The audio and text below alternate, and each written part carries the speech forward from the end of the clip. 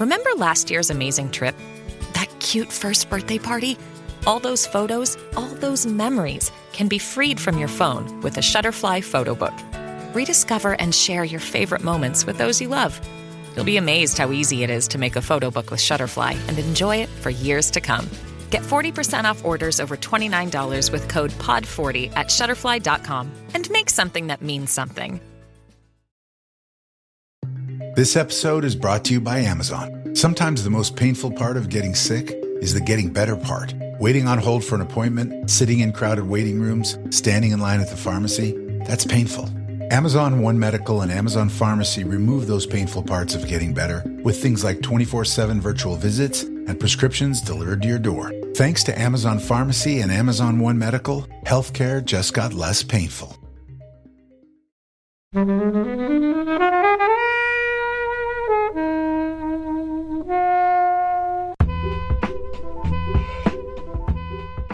It's a beautifully written, beautifully shot, amazing piece of cinema. It's really clever, and he finds great songs to go with things like everyone knows, Steelers Wheel with the ear being chopped off, and there's, great lines in it that you remember, and the cast at the time was great. The posters look cool, the trailer was cool. The whole opening scene where they're discussing a virgin is something that had never been done before, and it just still kind of feels really fresh and exciting. Yeah, it really does. Mm-hmm. Hello film fans, joining us today in the Flixwatcher studio we have Chris. Hello. Dan. Hello. Hey. And as always, Kobe. Hey. And we're here to review Reservoir Dogs.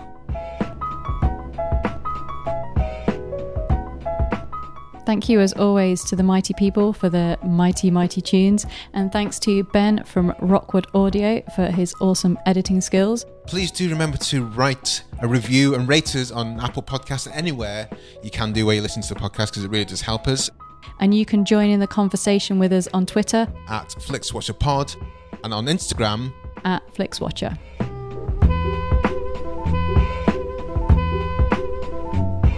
Hello and welcome to this episode of Flixwatcher Podcast.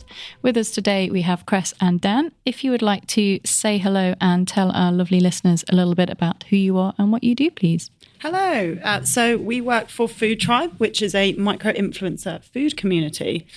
So we host events, podcasts, all that sort of thing for our community of lovely, lovely foodies.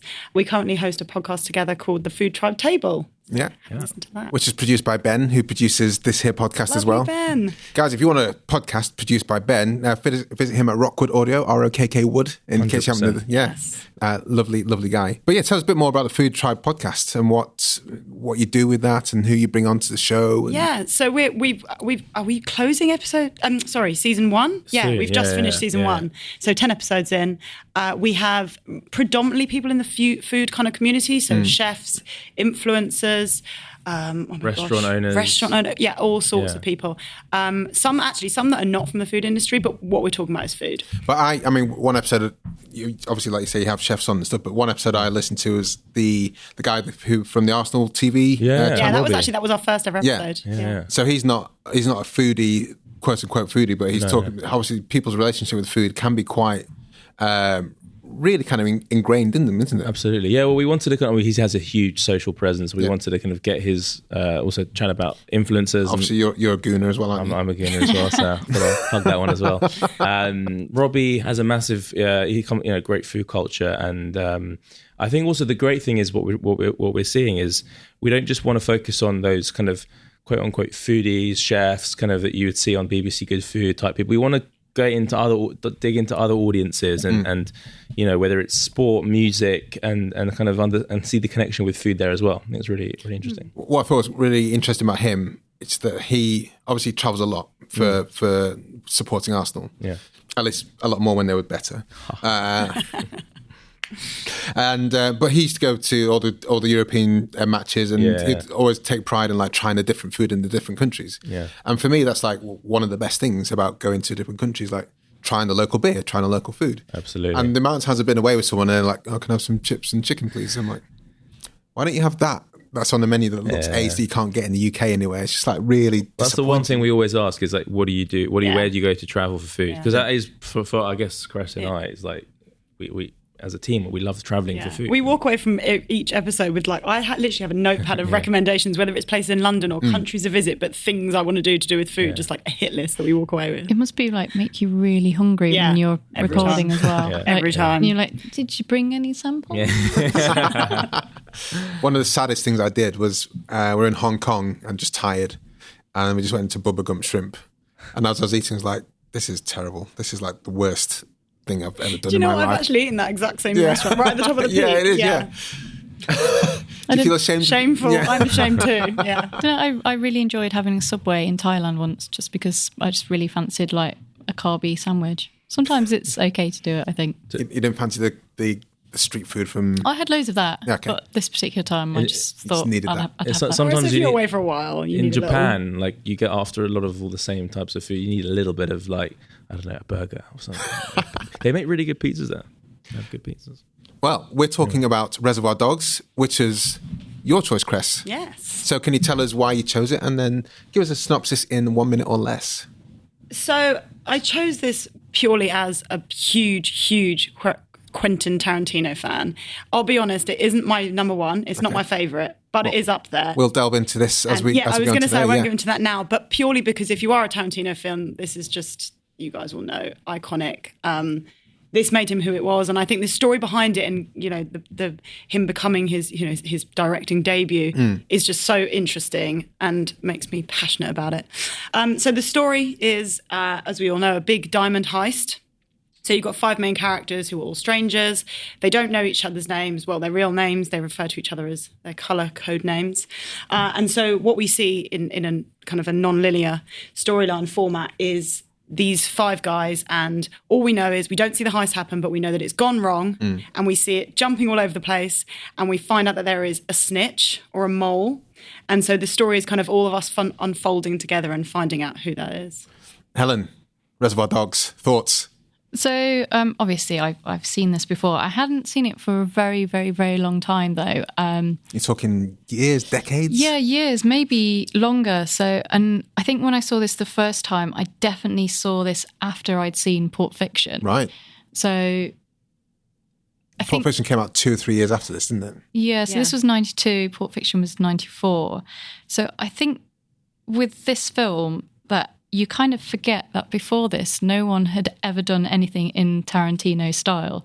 So the whole non-linear story was kind of like still a relatively new thing. I mean, Scorsese sort of started the soundtrack, but Tarantino really kind of rolled with it. And it's... Then Guy Ritchie tried. Yeah. Well, I mean, to be fair, Lock, Stock soundtrack is still pretty cool. It's good. Yeah. But it's the things that I really, really like are the soundtrack and the way he uses music, in that you're not sure whether they're actually listening to it there and then, or whether it's diegetic. Yeah. So it's really clever, and he finds great songs to go with things. Like everyone knows, Steelers Wheel is the scene where, the ear being chopped off. There's great lines in it that you remember, and the cast at the time was great. Obviously now, some of them are a bit more bloated and haven't really had much work. But then, the posters look cool, the trailer was cool. The whole like opening scene where they're discussing like a virgin is something that's never been done before. And it just still kind of feels really fresh and exciting. Yeah, it really does.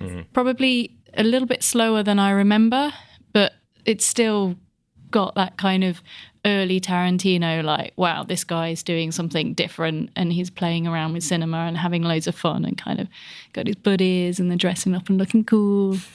I mean, that's interesting you say that as well, though. At the time, people didn't get it because it was the first time anyone had done anything.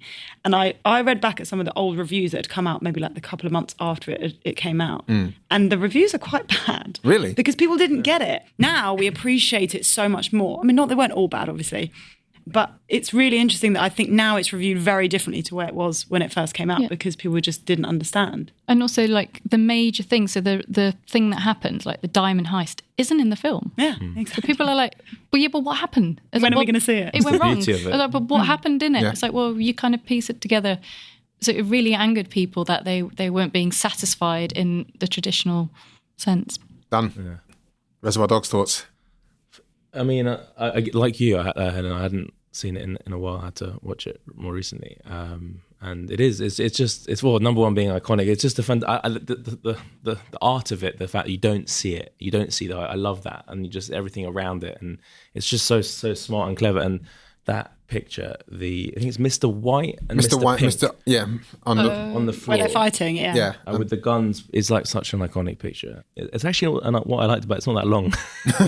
Yeah, as actually, a film, you're right. that really For Tarantino, Going back to watch it this time, I was expecting it to be like 3 hours. I was like, oh, actually, it's easy. Yeah, for a Tarantino, it's pretty short. Oh, it's easy. 1 hour 37. On my commute.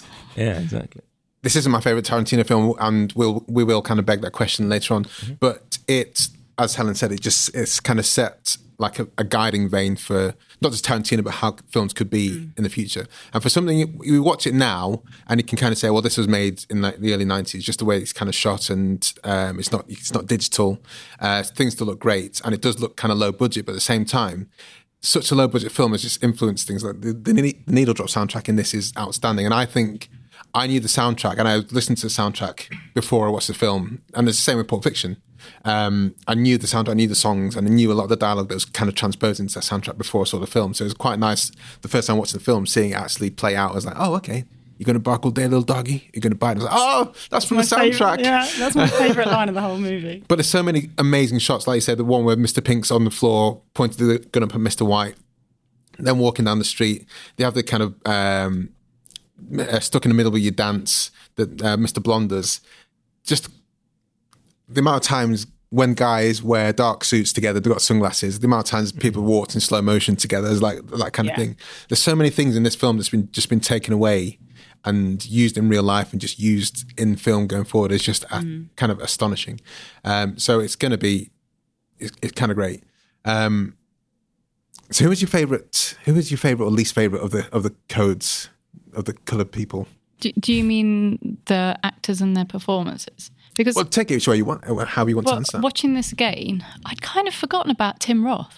Yes, like, he's great in this, and like really convincing American accent, and convincing. I mean, spoiler: he's the mole, he's the cop, and yeah, he's great in it. And there's this part in it where he has to learn this monologue, this scene, which he's going to sell himself, which is a story about going to the toilet with some cops and a big bag of weed. And he's great, and he's really lively and really funny. So I really enjoyed that. And it's an early Steve Buscemi as Mr. Pink in it, who is classic Steve Buscemi. He's kind of funny, and his face is so like, what the fuck's going on, man? kind of face. So I think those were my two highlights. Yeah, I totally agree. I mean, I think Harvey Keitel's really good in it as well. He's very fatherly. He's just, and like the fact that he's just this gangster, and he's so angry and violent and shouty the whole way through it. And then at the end, suddenly he's like, he starts and finishes the movie by just being this like cuddly, like, I don't know. Yeah, like, he's great in it as well. Yeah, you got to tip the waitress, but then it's like he's not the cop. He's not the bowl. But then he finds it. It still surprised me that Tim Roth says, "I'm the cop." And yeah, we were having. Well, we'll have that discussion. Yeah. Well, we can have it now if you want. Okay. Yeah. I've been debating this all day in my own mind, because I've had to rewatch the last scene to try and figure out whether he shoots Mr. Orange or not. Whether Mr. White shoots Mr. Orange. Yeah. Harvey Keitel shoots because Tim Roth. he comes clean, right? And he's like, I'm a cop. And then he's holding him and he's got the gun to his head. And then the police burst in and you see Mr. White fall back as if he's been shot. Yeah. But my theory is that you hear the cops shout, put the gun down. Yeah, you do. There's probably a second or two when you hear a shot. And then, so my theory is that the fact that you hear that shot, and that if he'd put the gun down, they probably wouldn't have shot him. The fact that he does get shot by the cops, I assume means he shot Mr. Orange. Ah. Well, I think no one survives this. So this is the whole thing, that they've managed to all do the heist and no one comes out alive, because Mr. Pink doesn't make it because you hear the commotion outside. and it sounds very, very, very like Steve Buscemi, like going, I'm not going to put the gun down, blah, blah, blah, and you're never going to catch me. So that's like the commotion from outside, which is why the cops don't come in as quickly as Orange says to Marvin the cop. He said like, oh, when, Joe gets here, well, the cops will come in. So they do come when he comes, but because Pink's run out with the bag, he causes all that commotion. So basically they all end up dead. Yeah, because I've read a lot of people saying that there's a big question over whether Pink gets away or not, but I'm 99% sure he doesn't. Pink doesn't, I don't think. He doesn't. And there was loads of like fan conspiracies about the fact that the order in which Nice Guy Eddie, Mr. White, and Joe all shoot, that one of them doesn't die or something, or because of the order they didn't all die, and that one of them survived or something. But I'm pretty sure everyone dies. Yeah. I did rewind that on the 10-second Netflix just to see. It down. Yeah. It's worth it just to see, because you do think, how the hell did he shoot him? But then I guess if you get shot not in that kind of temple, you can react quickly. This is great. I wouldn't know. I mean, we can test it out. We can get somewhere. Get hungry. There's 4 of us here. There's some great. Another thing about this is, I think everyone remembers it being more violent than it actually is. I mean, the ear scene, in your imagination, it's as violent as you want it to be, but like you kind of see the before and after.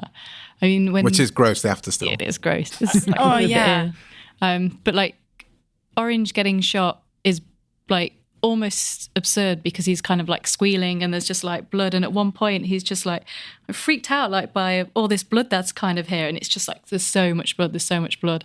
And Mr. Blonde, when he gets shot to pieces, shot to shit, he's kind of like staggering around with loads of bullet holes in him. So it's that mix of slightly cartoonish but also slightly real violence as well, which I think was what unsettled Tarantino. A lot of people. Yeah. What do you mean? You mean at the time specifically because they felt that they weren't taking the violence seriously? A little bit of that, and then also you've got like this crazy amount of blood, and obviously being able to survive that one, but someone else instantly dies from one. So there's all that kind of thing. So it's just him having a fun time. Well, it kind of sets it up at the start, saying if you get a gunshot wound in the stomach, you'll die within 3 days. That kind of sets up the fact that he's going to be around for a while. Yeah. I remember thinking, I'm pretty sure I didn't watch this for a while because I was shit scared of watching the ear getting cut off. I was just like, I don't want to see that. That sounds like the worst thing in the entire world. And then I saw like a documentary which says, and the funny thing is, as Helen just says, the camera moves. You don't actually see the ear going. I was like, oh, okay, I can watch Reservoir Dogs then. But it still is like a grim scene, even though because Blonde is a straight out psycho. It's just a straight off psychopath. And I think they all play really well. Although I'm not Chris Penn, it's Nice Guy Eddie. I'm still a bit like, really? he's I know, but he serves his purpose, I think. Yeah. I liked him. He's a nice guy. He doesn't really fit in. He's obviously that typical son of the... He's got to be, And his shell suits. Yeah. Yes. I think he's also supposed to contrast the dad, who you're supposed to hate. Yeah. Who I really hated. You really hate Joe? Yeah. And subsequently, Tarantino hated him in real life. Oh, really? He fired him after, on their first week of filming. Really? Yeah. Because he was just acting... He's a real life bad boy in like Hollywood. If Hollywood, he's supposed to be. He's been like in and out of jail and stuff. And apparently, in the first week of filming, Tarantino and him had a bit of an argument, and he was like, "Oh, I can't deal with you." And all of the other cast members just found him really annoying. I found Mr. White, the character you can warm to most. I thought, because he's just throughout it's like up and down. He's got this kind of morality in him somewhere. It's quite funny. Even when he was kicking the cop in the stomach on the floor, he didn't look like he was enjoying that much, but he just had to be a part of it. Yeah, not in the way Mr. Blonde was reveling in like taping him up and punching him to shit, and he enjoyed pulling him in the car and stuff. And gasoline. Yeah. But Mr. Blonde felt, I think he was doing it because he was angry at the way the situation was, but I don't think that wouldn't be his natural state, would be to find a cop and beat him up. Because he's the one that says, I'm not a killer. What was that, Mr. Orange? Oh, I can't remember. Mr. Pink was quite enjoying it. Quentin Tarantino acting in films. This is probably his best performance, I think. Yeah, well, it's one of the shortest. One of the shortest, yeah. I think this is one of the longest, I would have thought, because he has that Dust Till Dawn's the longest. He's in it for hours. Oh, yeah, he's like actually one of the cast. But that's not his film, is it? He sort of. He wrote it. It's Wrote like, it, yeah. it's like a And quote, almost him and Roger. You almost Robert forget Rodriguez. he's in it because like there's a point where there's a big period where he's like, oh yeah, he was there, and then 'Cause you don't see him die because you don't see him die, and then until okay, later then you on, see him die. yeah. Mr. Blue, guys. Who was that guy? Oh, he's the old guy, isn't he? Yeah. Oh, yeah. poor Mr. Blue. He's the one who doesn't know. He's the one who forces them to. He pays the tip. He's the guy, at the beginning in the scene. You see him there. Yeah, but we don't see him after that, apart from the. But I don't think he really features in the slow motion scene. I think he always gets cut out of it. I really feel sorry for him. I don't know. Maybe. He had potential. Well, of course he had potential. Otherwise, Joe wouldn't have hired him. True. It's only Mr. Orange that he didn't have the full skinny on all the way through. And you don't give Blue to someone who you're going to cut out quickly. Yeah, exactly. I think, I always feel sorry for Blue whenever I see this. But I think, like yourselves, I don't think I've seen this for over a decade. So I was kind of like, oh, it does look like it was made back then, which is not a problem because it still looks like a really cool film. But yeah, I think it's dynamite. So, just as we're talking Tarantino, what is your favourite Tarantino? I think Pulp Fiction. But I've got so many favourites. But yeah, and I liked that there are little connections in this with Pulp Fiction, which is obviously set before this. So what are the connections? So The suits? I need to get this right. Do they mention Vincent Vega? Has he mentioned at one There's a point? Vega. There's a Vega mentioned. He is, I need to get this right. He is, so Vic Vega, who is Mr. Blonde, Okay. is Vince Vega's brother, who, Right, when Pulp okay. Fiction is set, he is now dead, obviously, because he's died in Reservoir Dogs. But yeah, and they also both have their iconic dance scene, which I thought was quite clever. Yeah. And I think I read somewhere, I'm not sure if this is true, but that when they were filming that and they put the music on for the ear cutting off scene, that was a little bit improvised and that kind of Michael Madsen just did his thing and that Quentin loved it. And Tarantino was like, oh, this is great. And then that was kind of what spurred on the, John Travolta's scene in Pulp Fiction, which if that's true is cool. Who's done the best out of this film? Because I think Pulp Fiction, both John Travolta and Samuel L. Jackson went on to, and Uma Thurman went fucking skyrockets. But the other guys, I mean, Steve Buscemi kind of still does his thing, but none of the other guys seem to have gone into the stratosphere. Steve Buscemi, this is one Actually, of he's in Pulp Fiction as a waiter. Yeah. Yep. And Yeah. Tim Roth's in it as Honey Bunny. Honey Bunny. Yes. And Harvey Keitel is obviously The Mr. Wolf. Wolf. Yeah. But I mean, they haven't gone to megastardom like Samuel L. Jackson and John say Travolta. Steve- Harvey Keitel was already a pretty big star. He's pretty, I would say, isn't it? This is probably his least. It's not as big as Samuel L. Jackson again, but he plays his least creepy character. Sure.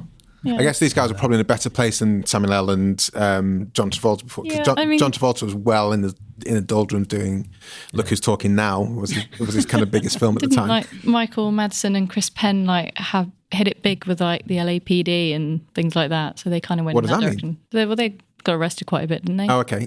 I didn't know what that meant. I thought it was like, Sean Penn's younger brother, right? yeah. Yeah. So he died like in his Yeah, 50s, like yeah. terrible health. Like I 10 think years ago quite a or lot something. of drugs and drink Yeah. as well. Yeah, because if you Google him now, he looks he's not even- nothing like he did in this.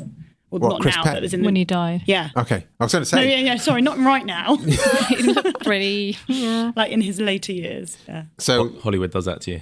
what's your favourite Tarantino film? A little bit controversial. I would say Inglourious Bastards. Why is that controversial? Well, I don't know if it's everyone's favourite. Is it? I don't know. No, it's not everyone's favourite. Oh, okay. Oh, I no, love that one. oh, you I do? actually watched it last week. Oh, okay. No, I just love it. I think it's Big brilliant. time. I just it's almost funny as well. And I just remember watching it the first time. It's funny and gross. It's funny and gross. Yeah. Talk about gross. I mean, that is the one Tarantino film. It's so graphic with Yeah. the kind of peeling off of Yeah. the skull Yeah. and everything. But the first scene in that again, he does good first scenes well, doesn't he? Yeah. Tarantino. I think actually that is probably one of my, if not my favourite, first Tarantino scene. It's incredible. The tension is like. Yeah, I haven't seen it for a while, and we just found out that it is on Netflix. So I will watch that at some point. But- So we could have done that. This is great, honestly. Helen, your favourite Tarantino? Well, I think we did Pulp Fiction quite early on, didn't we? Yeah. In this, so please do go back and listen to that one. So I do like Pulp Fiction, but I seem to remember that I used to really enjoy Jackie Brown as well. Yeah, it's a great one. I thought that was a really great soundtrack and a really great cast in that one. His later stuff, I've not really been. Have you seen down Once with. Upon a Time in Hollywood? No, not yet. I don't know. It's good. Yeah. It's good. It's for me watching a cinema because it is a long film. It luxuriates in itself, and it does look very, very, very pretty. It's interesting seeing the difference between then and now, low budget Tarantino. Because even Pulp Fiction is a few steps notches above in terms of how things are shot and how things how much more slickly it's put together.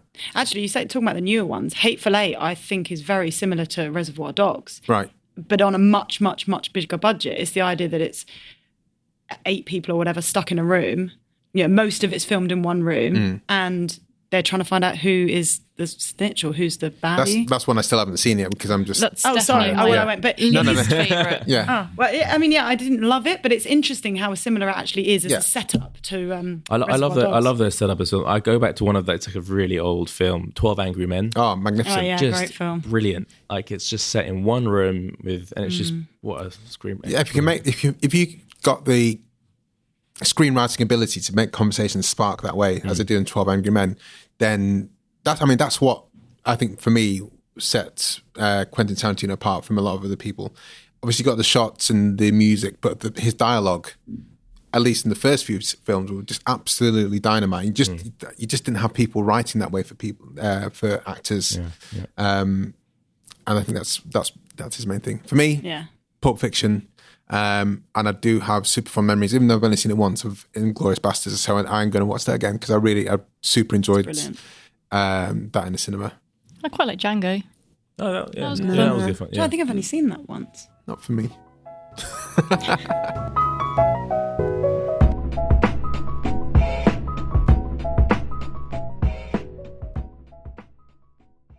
I'm Sam Clements, host at a 90 Minutes or Less Film Festival, another podcast in the Stripped Media family, a podcast that celebrates movies under 90 minutes long. Each episode, I'm joined by a special guest who selects a movie to join our prestigious lineup. Past guests have come from the worlds of film, television, music, food, comedy, and podcasting. Search for us now on the app you're currently listening to this podcast, or join us at 90minfilmfest.com.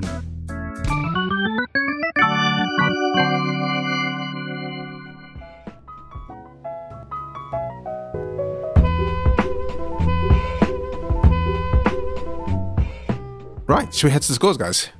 Let's head over to the scores. Imagine what's possible when learning doesn't get in the way of life. At Capella University, our game-changing FlexPath learning format lets you set your own deadlines so you can learn at a time and pace that works for you. It's an education you can tailor to your schedule. That means you don't have to put your life on hold to pursue your professional goals. Instead, enjoy learning your way and earn your degree without missing a beat. A different future is closer than you think with Capella University. Learn more at capella.edu. Welcome to the Flixwatcher spreadsheet of dreams. All of our scores are out of 5, and you may have decimal places if you wish. And we will start with you, Cress, with the recommendability, please. 5 for sure. It's so iconic. I've got such a soft spot for this because it made Tarantino who he is. So yeah. But what about True Romance? How does that figure in? I know who wrote it. Well, actually, I do quite like True Romance, and you can tell he's written it, but you can also tell that he didn't direct it. Yeah. And apparently that's what happened with this one. So he kind of pitched Reservoir Dogs, and they were like, right, we'll have it, but you're not directing it, because he wasn't, people didn't know who he was. He didn't really know what he was doing. And so he sold the screenplay for True Romance to make the money so that he could go, sod you guys, I want to direct Reservoir Dogs myself. Imagine being able to do that. Here's a screenplay I just kind of wrote. Tony, you can have this one. You can have a bit of fun with it. I don't need it. Tony Scott, wasn't it? Yeah. It is a great movie. Yeah. Dan? Recommendability 5 for sure. It's iconic. No. This is definitely 5. Just from the early days. How it's created and the screenplay, how it starts, everything about it. You just have to watch it. It's brilliant. Smart. It's smart film. Ellen? Yeah, I was going to give it 4, but then now you've added that in. I'm going to give it a 4.7. Added what in? What was added in? I think I probably prefer True Romance to this. Okay. And also I don't think this is as good as Pulp Fiction, which I probably gave that a 5. So if I don't think that's... so if I go back to the score that I gave a million years ago. So I'm going to give it 4.7 because I think it's great. Mm-hmm. It does feel a little bit slower. I mean, it's essential Tarantino, but I don't think it's as dazzling as Pulp Fiction. I'm going to go for 4.5, purely because there's some people who would not like this in any way, shape or form, because there's all the blood and all the swearing. So I couldn't recommend it blanketly to everyone. But those people who aren't too young or too old, then yeah, watch it. It's one of the best examples of indie filmmaking ever. Yeah, but in terms of violence, apart from a couple like the look, mate, you got police getting shot up in their car. You've got people getting shot in the stomachs. I mean, it's still like. Okay. I agree, though. There are worse Tarantino films for violence. Yeah, definitely. Well, yeah, it's not that. But I hear what bad, you're saying. but then, No, fair enough. Yeah. Yeah, because the scenes in Inglourious Bastard are properly grim. Yeah. Some of the scenes in I think it's Kill Bill Volume 1. There's blood for blood's sake. It's trying to make a swimming pool full of blood. Some places. Pulp Fiction is probably less violent than this, isn't it? Marvin gets shot in the head. Yeah. Pulp Fiction's more like it's like the drug thing and the like stabbing chest bit that is probably more terrifying than the actual violence. So I'm going to go 4.5 because I think I would have scored it similarly for Pulp Fiction as well, because I just think if I can't recommend it to everyone, then just take it down a few notches. Okay, maybe I should have thought about my decimals a bit more. No, well, no, I'm thinking. You've got some decimals to play with in the next few rounds. Okay, repeat viewing score. Cressida. I'm going to say a 3.8, which sounds low, but that's because, kind of to Helen's point, I would watch Pulp Fiction over and over again. I could honestly watch it once a week. I love it so much. Whereas with this, I think it's incredible. I wouldn't want to watch it over and over again. I'd watch it maybe every few years, and I'd recommend people to watch it. And I think it's something you should watch a few times in your own life. But yeah, I wouldn't watch it over and over again the way I can on lots of other movies. Okay. Done. 3.1. Copying my decimals. Yeah, I mean, again, I would a bit like what Chris said. There's other films out there that I'd happily watch again just because, I don't know, they warm to you. It's a great film and I'd highly recommend it, obviously. But in terms of I think you have to really just, a film you want to watch again, you have to almost like just enjoy it, put it on and like let it just warm to you. And this, it's a bit tense, this one. You have to, it's a bit gruesome in some respects. Yeah, it's not comfortable. It's not comfortable, exactly. That's the word I was looking for. Not that any of Tarantino's are. No. Helen. Yeah, so I'm about the same. I'm going to go for a 3. So this, I kind of known that it's been on Netflix, but I've not been like, I need to kind of watch this one. And I've seen it a few times, but nowhere near as many times as like Kill Bill or Jackie Brown or Pulp Is Kill Fiction. Bill up there for you? I really, really liked it when it came out and had the DVDs and watched it quite a lot. So I've definitely seen that more than I've seen Reservoir Dogs. Interesting. I was actually gutted that Kill Bill wasn't on Netflix. I think those it's ones, such a cool one to talk about. Those ones I've not revisited since the cinema. But which are you guys Kill Bill Volume 1 or 2? One, I think. Yeah, I mean, one's more fun, but I think they work as a whole, sort of. Yeah. Yeah, but there are two distinct parts, because I love the Pai Mei training. Yeah, I love it. I just love it when Tarantino blends loads of different genres, and you can just watch his like cinema history in his mind being pulled into his own work, and all the like kung fu and the manga and stuff. I love it. Volume 1 or Volume 2, Dan? You haven't seen them? No, I have. You're like, which one's which? I always get them mixed up. No, but I don't want to give. I can't say because you're right. They come cut with that bit out. They come with the package. So repeat viewing score for you, Helen. 3, please. 3. I'm gonna go for 3.1. I will keep on watching this, but when I press play, I don't think it has been 10 years since I last saw it. I couldn't think of when I last saw it. I had to think back. So I just turned 40 this year. I was like, have I seen it since I turned after I turned 30? I really couldn't think of a time I had. So it's been a while. So there must be a reason for that. But when I was watching it again, I was just like, yeah, this is great. I need to watch it again sooner than 10 years, but I'm not sure when that will be. And it kind of time I'll leave some comments for the engagement score, but it was a pleasant rewatch, certainly. Small screen score. Cressida. It's got to be a 2.5. Why has it got to be a 2.5? I mean, it's not the most beautiful of movies, obviously, but I just think it also does look very, very good on a big screen. You're in the room. It's so much more passionate and exciting when especially with those crazy violent scenes and the dancing scene, and you need that loud music, like I feel like you need it. I'd love to see this in Prince Charles. I definitely would do. I'm pretty sure they've probably done a Tarantino. They would have done, thing. yeah. They absolutely done a Tarantino season or what is it called when you watch more than one? All-nighter, yeah. Daniel? I think for me it was about the sound. Not necessarily I think it could be what I rewatched it on a bit on my laptop, so it was okay. But for me, when I had headphones and you actually really understood, the screenplay and you listen to it better. I think that perspective it needs to be. The script is so important. Yeah, especially the beginning and the build up and everything. So I'd have to say. I've got to attach a score to that. Hold on one second. Make that a number. Just rambled on a bit there.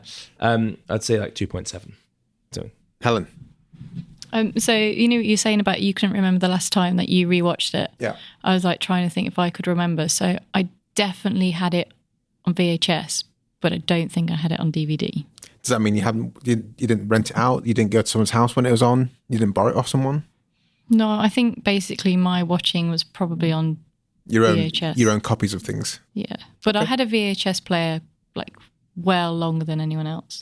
And it was out for years before they would release it on VHS, wasn't it? Because of the ear scene was so violent, they wouldn't release it for ages. Yeah, it was really hard to get hold of. So it could have been later on you had it. Yeah, it was really hard to get hold of. That's why I think I'd seen Pulp Fiction, which I remember begging one of my friend's parents to get out of Blockbuster. Like on the weekend it was released. Oh, really? To watch it because it was an 18. And we're like, we really want to watch this. And they were like, it's kind of an 18. And like, well, we really want to watch it. And then trying to watch Reservoir Dogs, the gap in between was like just huge because it was just really hard to get hold of. Those days are just non-existent anymore. It's crazy. So anticipation. Open up an app, see when it's on, download it, stream it whilst you're on the underground. Can't do that. Couldn't do that then. So and then a podcast about. And then podcast about it. Brilliant. That's the real big times we're living in. Sorry, I forgot your score, Helen. I didn't give one. So I'm. That's why I forgot it. Gonna give it a 3.5. I think having now gone back in my mind to the Tarantino films, I think I've probably seen most of them post Jackie Brown, apart from the most recent one at the cinema. I think you have to see Tarantino at the cinema, but because this one nowadays, isn't as flashy, you can kind of get away with seeing it at home, but if you can, see it in the cinema. I think I'm going to go for 4 because I think it's absolutely fine. It's not, like I say, it has suffered the most, I think, of his films, and the step between this and Pulp Fiction just a cut above, and then sets the standard for him going forward, I think.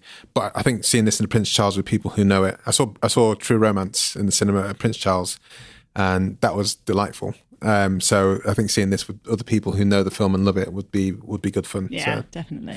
Engagement score, Cressida. I'm going to say a 4. And again, purely the only reason that's not a 5 is because it is a little bit slow in places, and it's not as kind of beautiful and crazy as some of the other more recent Tarantino films. But in general, it's a beautifully written, beautifully shot, amazing piece of cinema. I'd say 3.5. I mean, it does get you gripped, but there are, as Chris said, there are some scenes that are a bit slow. So, yeah, I'd say 3.5. Yeah, I'm going to go for a 4 as well. I was surprised how slow this was. I thought it was a little bit pacier, and like the first few times I watched Pulp Fiction, you're still like wowed about how the story plays together and how it all interconnects. Whereas with this one, you can kind of like, oh yeah, I can kind of like piece it together. It's not as complex, and yeah, a little bit slow. So 4. Yeah, when it did the cutaways to like, oh, this is Mr. White's story. You're like, do I need this bit really? It didn't really add. Some of those I don't think added that much. Apart from, I think the relationship between Mr. Orange and Mr. White was quite nice to see how that kind of built up a bit. Those introductions came a bit late as well. Yeah. I thought that they could have happened a bit earlier. I thought that with the character introduction. And also we didn't get Mr. Blue and we didn't get Mr. So I guess maybe he was just kind of like trying things out, or maybe he did do them and had to cut them out or something. Who knows what went on? But yeah, they kind of add they help you piece everything together, but they're not quite as satisfying as his later film. I wonder if that's why, because obviously we need to see Mr. Orange. Well, did we need to see Mr. Orange's? Obviously that toilet scene was really cool. Yeah, because it builds up his character, because otherwise you've got to go, oh, so how come these gangster guys who've been like gangsters for their entire lives couldn't spot an undercover police officer? And it's clever the way they tell the story, and you actually see it as if as if it really happened. It's just a story he's telling, but I love it. I think that's really clever. Engagement score, I'm going to go for 4.3 here. I really enjoyed it, and I think it does play well that I hadn't seen it for a while. I couldn't remember some scenes, and I couldn't, when Mr. Orange shoots Mr. Blonde, I completely forgotten that happened. And then I remember thinking back to the first time seeing it, thinking, fucking hell, he's done that. He's killed him. And I just completely, thought. It kind of happens sooner than you think. Yeah. Whoa. So all these guys have kind of disappeared, and said all this kind of things kind of built up in a way that I had forgotten it happened. And I think that's really good for driving you through the rest of the film. I really couldn't remember how Mr. Blanc, what happened to Mr. Pink and stuff like that. But I did remember the final shot of Harvey Keitel with Tim Roth. That was my main kind of final ending point, but I couldn't remember the things that went around it. So it was good to re-engage with that. Oh, I can't remember what I said, 4.3? I think you did. Let's say 4.3. And that gives us a score of 3.79375. Just kind of missing out on getting into the fours there. So we always reach out to people on Twitter before we record. And in this case, we say, we're reviewing Reservoir Dogs with Daniel Levine and Cressida. Sorry, at the Daniel Levine and Cressida from at Food Tryb. Please tell us your thoughts for an on-air shout-out. We had a fair few responses. Cressida, you chose the film. Can you lead out with the first response? Advise with Citizen Kane for the honour of the greatest directional debut ever. The performances are astonishing, the script is tight as a drum, and the dialogue is dynamite. It's no hyperbole to say that it's changed the face of cinema forever. I agree. That's at Liam Hates Dempsey. Liam Hates Dempsey. Dan, do you want to take a second one? At Drumble. I'll never forget, it is a masterclass in how little budget and resources you need to tell a riveting story, provided the character architecture was solid. He didn't give us a star rating, but I think it's quite high based on that. I agree with that. But yeah, again, the budget was tiny. I wonder... It's really cool how we got these actors together. We think of them now as like kind of staples, but they probably weren't that time. Harvey Keitel was probably the biggest character in there. Yeah, but I guess he hadn't really made that many big movies. He was kind of like working with sort of, apart from like Mean Streets and stuff, he was kind of like... Harvey Keitel, you mean? Yeah. But I guess with True Romance, he's worked with Christopher Walken. I mean, obviously he didn't direct it, but he's like, hey, I made True Romance with these guys. Yeah, so he's not like Tom Hanks or anything though like that. No. So I guess he's probably like, yeah, I'll do your film because I'm Harvey Keitel and nice and everything. That's probably the way to do it. He probably has, I think he has that kind of ability to spot the talent that was underestimated. Yeah, I'm saying that. I mean, he was in the piano, wasn't he? Harvey Keitel? Yeah. Oh, yeah. So I think he probably looks for interesting films as opposed to where the money is, apart from now, as he's like Mr. Direct Line. Winston Wolfe in Direct Line. I just realised Eddie looks like the fat bastard from Austin Powers. Eddie? Yeah. Fat guy, nice guy Eddie. Yeah. It's because of what he's wearing as well. He does, doesn't fat bastard wear a kilt? Google what he looked like in 20 years on from this and he'll look even more like him. Helen? So the next one was from Best Pick Pod. Yep. Almost 30 years on, Tarantino's first feature still feels incredibly fresh, inventive and lean. Roth, Keitel, Madsen and Buscemi are all outstanding. 5 obscure 70s pop songs out of 5. Yeah. I haven't listened to the soundtrack for a while. I think I'm going to download it on Spotify before I leave I was now. doing that yesterday. And again, I still think I prefer the Pulp Fiction soundtrack. But yeah. Cressida, do you want to say the next one? So, sure, this is from the Countdown Pod. One of the most impactful debuts ever. RD remains my favourite Quentin Tarantino film. 5 stars. The Countdown PC. Dan, the last one. That's my bit of lager, he says, or she. I bought this as a bootleg VHS tape at a record fair just after it came out.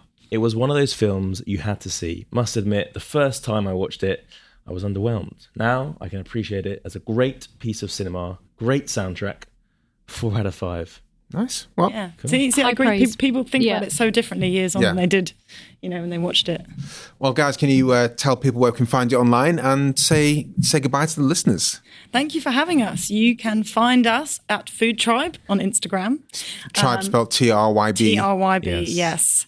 You can also find our podcast, the Food Tryb Table, on all streaming services, Spotify, everywhere. Thank you for having us. It's been great. No problems. Thank you very much. Thanks for coming on. Bye. Bye. Enjoyed this episode of Flixwatcher podcast? Why not leave us a 5-star review on iTunes? You can also follow us at FlixWatcherPod on Twitter, and we're at FlixWatcher on Instagram. Thanks as always to the mighty people for their mighty, mighty tunes, and Ben from Rockwood Audio for his awesome editing skills. If you're looking to get your podcast edited as sweet as this, get in touch with Ben, and that's Rockwood, ROKK Wood Audio. Tell them Flixwatcher sent you.